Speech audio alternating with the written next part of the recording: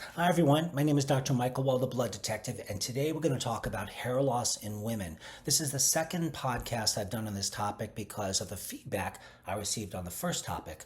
You wanted me to be very precise about the top five or so causes of hair loss, the way I see it, and in terms of what I've witnessed in my clinical practice over the last 34 years or so. So that's exactly what we're going to do. Once again, my name is Dr. Michael Wald. I'm nicknamed the Blood Detective because I'm really good at laboratory work. I also published a 500-page textbook on how to medically and nutritionally interpret labs. I'm a doctor of chiropractic. I have a board certification in nutrition. I'm a dietitian and sports nutritionist. I'm a life coach and provide acupuncture to my clients, and I have a medical diploma, but not an active license to practice medicine. So let's get into hair loss in women, 5 causes that your doctors, generally speaking, miss. And that is definitely true. And here are the 5 causes: autoimmune hypothyroid issues, malabsorption or malnutrition, medication side effects, stress, and heavy metal toxicity and other types of toxins. So I'm going to go into these and add a few other details as we move through this presentation beginning right now. So there is autoimmune alopecia, which dermatologists are very adept at identifying. And basically what that condition is the immune system itself attacks the hair follicles, which leads to patchy or diffuse hair loss. And some of the laboratory work that would be done would be an ANA panel, that's an autoimmune panel, TPO and thyroglobulin antibodies. TPO is thyroid peroxidase antibody, it's another thyroid test.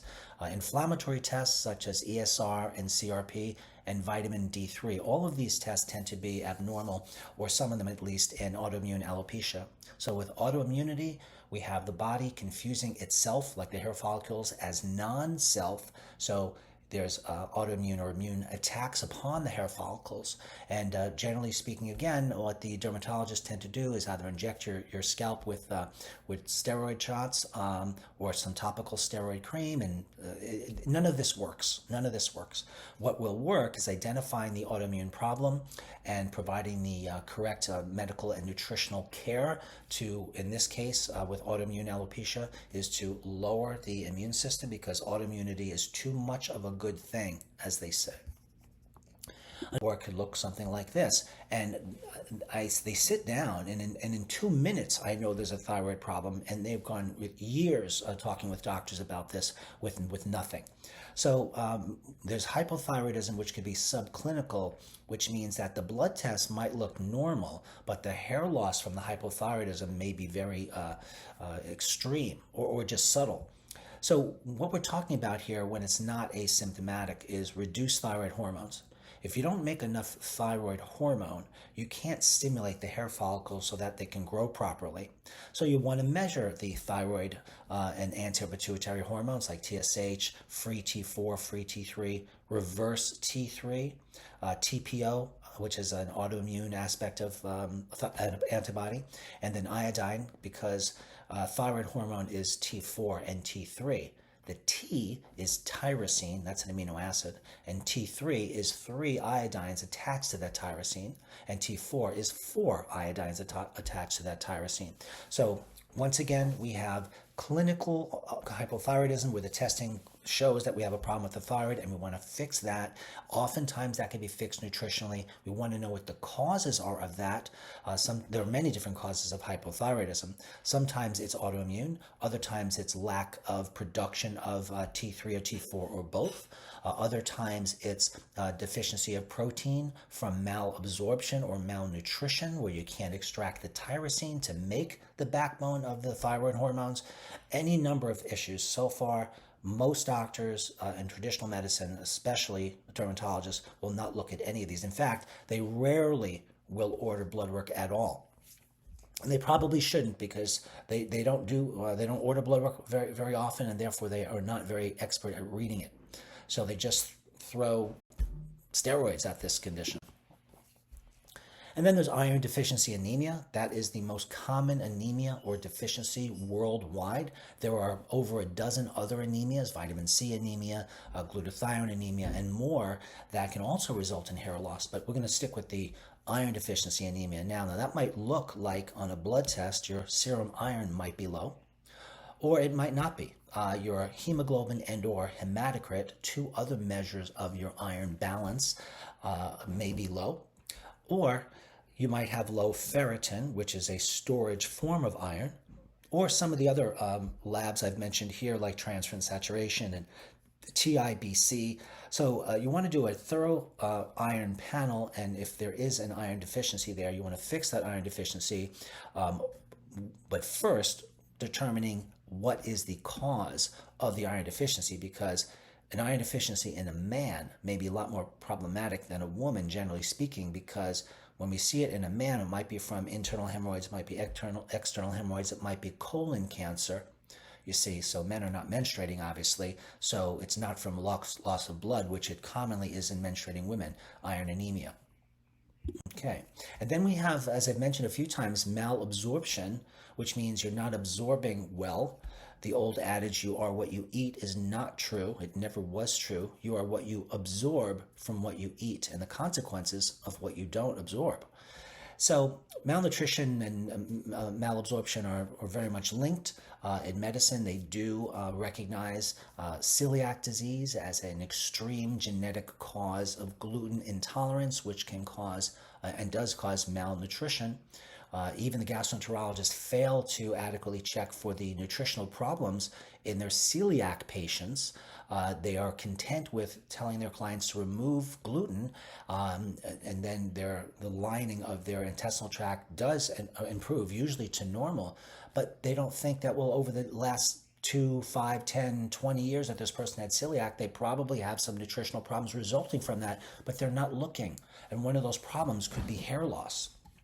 So with absorption and malabsorption, there's poor absorption of key nutrients like proteins and B vitamins and vitamin zinc. All of these deficiencies and several others, including biotin, hinders hair growth. But biotin alone will never fix hair loss, ever. And then we have the various labs to consider minimally when we want to evaluate malnutrition and malabsorption, such as the total protein value, which is a standard test on the blood test, along with albumin. B12 would need to be added because it's not a standard test. Folic acid needs to be added because it's not a standard test. Magnesium, zinc, copper, all of those need to be added because they're not standard tests in any medical professional, possibly with the exception of B12 that lots of neurologists do, because B12 deficiency can cause neurologic problems. And then we might want to check for celiac disease or what's called non-celiac gluten intolerance, where a person does have a gluten problem, can result in malabsorption, malnutrition, but it is completely fixable, as opposed to celiac disease, which is not fixable except for the complete lifetime and lifelong removal of gluten. And sometimes a comprehensive stool analysis will reveal a variety of factors which, once in circulation, can damage hair follicles and cause hair loss. And then there's chronic stress. Stress is mediated through the adrenal glands in the body. And the adrenal glands are about the size of your thumbs on top of your kidneys, which are about the size of your fists, and they're at the base of your back. And these glands, these adrenal glands, produce a variety of hormones that are needed for hair growth and for protein synthesis in the body and overall health.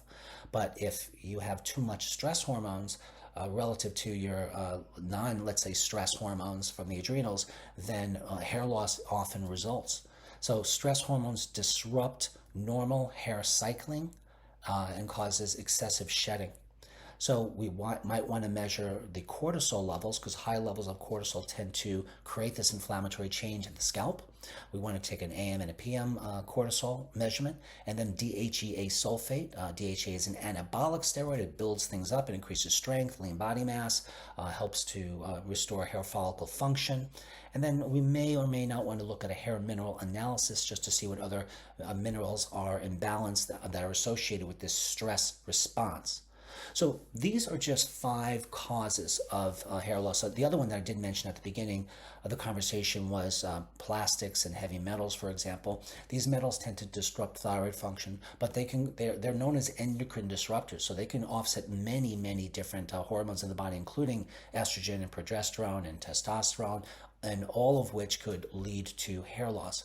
So what I tend to do for hair loss, thank you so much for hanging in there for this conversation today. I hope that it was useful. And please, as always, send me your feedback and your podcast show ideas. I'll see you at the next one. Take care. Loss is I will sit down with the client and I will determine what laboratory tests they need. When I do intakes, I am not limiting myself to one area of medicine, and my testing is not limited to one area of medicine, unlike medicine, which compartmentalizes their testing. If you do that, you're only going to see what you're doing. You're not going to know the relationships of other tests and other specialties. And of course, this makes common sense to all of us, but the medical structure of education and practice is based on this faulty, I think faulty and limited construct. Obviously, if you have more of the puzzle pieces, you're going to see more of the puzzle. So I do whatever tests are necessary from whatever area of medicine, and I determine the health and nutritional meaning of those tests. I provide dietary, nutritional supplement advice, and various lifestyle advice to offset hair loss. We need to see the hair coming back, and we need to see the tests improve. That's how you know you've actually done it right.